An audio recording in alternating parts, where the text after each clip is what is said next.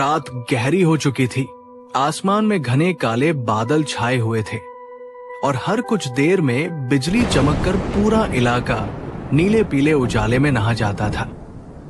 चारों तरफ वीरानी थी, एक संकरी पगडंडी जिसके दोनों ओर घना जंगल फैला हुआ था। कहीं कहीं से टिड्डियों और उल्लुओं की आवाज सुनाई दे रही थी। तेज हवा पत्तों को उड़ाकर ऐसी आवाज कर रही थी जैसे कोई फुसफुसाकर रहस्य बता रहा हो। अचानक आसमान गरजा।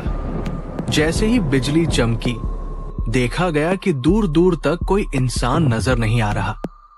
बस उस वीराने रास्ते पर एक राहगीर रमेश अकेला चल रहा था। उसके हाथ में एक पुराना बैग था जिसे उसने सिर पर रख लिया था ताकि बारिश से बच सके। बारिश की मोटी मोटी बूंदें अब जोर से गिरने लगी थी। रमेश पूरी तरह भीग चुका था। चलते चलते रमेश हांफने लगा और खुद से ही बड़बड़ाया, हे भगवान, ये कैसी रात है। न कोई गांव दिख रहा है, न कोई घर। अगर कहीं आसरा न मिला तो आज तो बरसात मुझे निगल जाएगी। तभी दूर से बिजली की रोशनी में उसे एक विशाल बरगद का पेड़ दिखाई दिया। उसकी शाखाएं बहुत मोटी और चौड़ी थी और लंबी लंबी जटाएं जमीन तक झूल रही थी। तेज हवा में वो जटाएं अजीब ढंग से हिल रही थी, मानो जमीन पर रेंग रही हो या किसी को पकड़ने के लिए बढ़ रही हो। रमेश दौड़कर पेड़ के नीचे पहुंचा और बैग को जमीन पर रखकर खुद को संभालते हुए पेड़ की ओर देखा। चलो थोड़ी देर के लिए सही, लेकिन बारिश से बचाव तो मिल ही गया। वो पेड़ के तने से टिककर बैठने ही वाला था कि अचानक पीछे से किसी के खांसने की आवाज आई। रमेश चौंका और पीछे मुड़कर देखा। वहां पहले से ही एक अजनबी बूढ़ा आदमी बैठा था जो उसे टकटकी लगाए देख रहा था। रमेश थोड़ा घबराकर लेकिन सभ्यता से, बाबा, आप यहाँ बैठे हैं इतनी रात को, और ये तूफान, कहीं और क्यों नहीं गए? कहाँ जाओ बेटा, बरगद से बड़ा आसरा और कहाँ मिलेगा। सही कह रहे हैं बाबा, ये पेड़ वाकई बड़ा है। मोटी मोटी जटाएं, लगता है सदियों पुराना होगा। हाँ बेटा, सदियों पुराना है, लेकिन याद रखना यह पेड़ सबको आश्रय नहीं देता। क्या मतलब बाबा, पेड़ आसरा क्यों नहीं देगा? ये तो भगवान का दिया हुआ है। कभी कभी भगवान के नाम पर जो जगह बनती है वो पापियों का घर बन जाती है। यह बरगद भी वैसा ही है। यहाँ हर राहगीर सुरक्षित नहीं लौटता।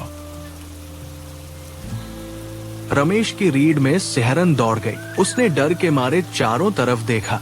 जटाएं हवा में झूल रही थी और उन्हें देखकर सचमुच लगता था जैसे जिंदा सांप इधर उधर सरक रहे हों। उसने धीमी आवाज में पूछा, बाबा, आपने यहाँ क्या देखा है?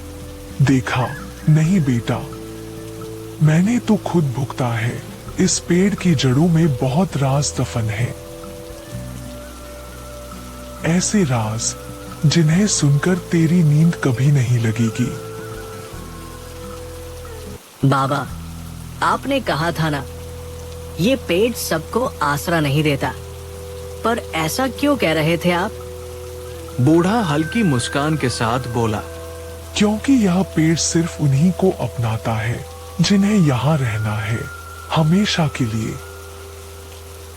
अचानक हवा में एक अजीब सरसराहट गूंजी। ऐसा लगा जैसे कोई औरत धीमे धीमे रो रही हो। रमेश के कान खड़े हो गए। उसने चारों तरफ देखा, लेकिन वहां सिर्फ घना अंधेरा और बरसाती धुंध थी। बाबा, ये आवाज किसकी थी? आपने भी सुनी? बूढ़ा चुप रहा। उसकी आंखें अब सीधे रमेश के चेहरे पर गड़ी हुई थी। उसी समय बरगद की जटाओं में से एक लंबी जटा धीरे धीरे जमीन पर घिसटती हुई रमेश के पैर के पास आ गई।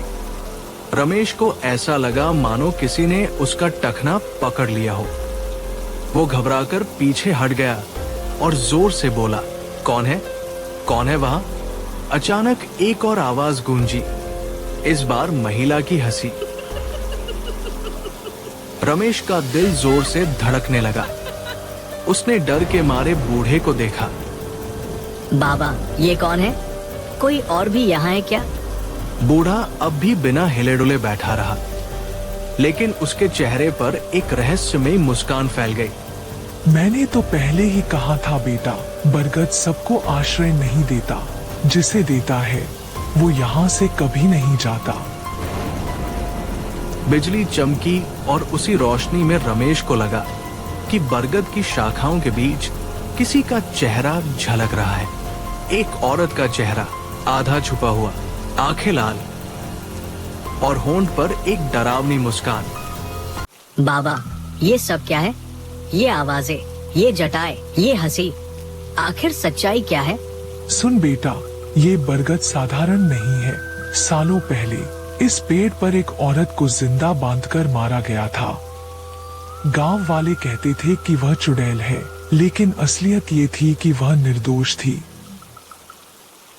रमेश की आंखें फैल गई। बिजली चमकी और उस रोशनी में ऐसा लगा मानो बरगद की शाखाओं पर किसी औरत की परछाई झूल रही हो।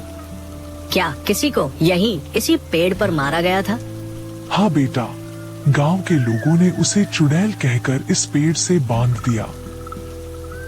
तूफान की ऐसी ही रात थी, बिजली कड़की और उसी पेड़ से लटकते हुए उसने दम तोड़ा। उसकी आखिरी चीख इस बरगद में समा गई। जैसे ही बूढ़े ने ये कहा, अचानक वही औरत की चीख गूंज गई। रमेश के कान सुन पड़ गए। उसका दिल इतनी तेज धड़कने लगा मानो सीने से बाहर निकल जाएगा। बाबा, ये तो उसी औरत की आत्मा है ना? बूढ़ा धीरे से मुस्कुराया और उसकी आवाज बेहद ठंडी हो गई। हाँ, वह आत्मा अब भी इसी पेड़ से बंधी है। हर तूफानी रात वह जागती है और जो भी इस पेड़ के नीचे आश्रय लेता है वह उसका शिकार बन जाता है। रमेश पीछे हट गया। जटाएं अब धीरे धीरे उसकी तरफ बढ़ने लगी। हवा में सिसकियों और हंसी की मिलीजुली आवाजें गूंज रही थी। रमेश को ऐसा लग रहा था जैसे कोई अदृश्य ताकत उसकी सांसें खींच रही हो। बाबा, मुझे लग रहा है कोई हमें देख रहा है। कृपा करके मुझे सच बताइए, मैं यहाँ क्यों फंस गया हूँ? बूढ़ा आदमी अब भी शांत बैठा था। उसकी आंखें चमक रही थी।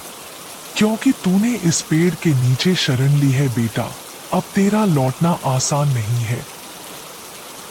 हवा में अचानक औरत के रोने की आवाज गूंज उठी।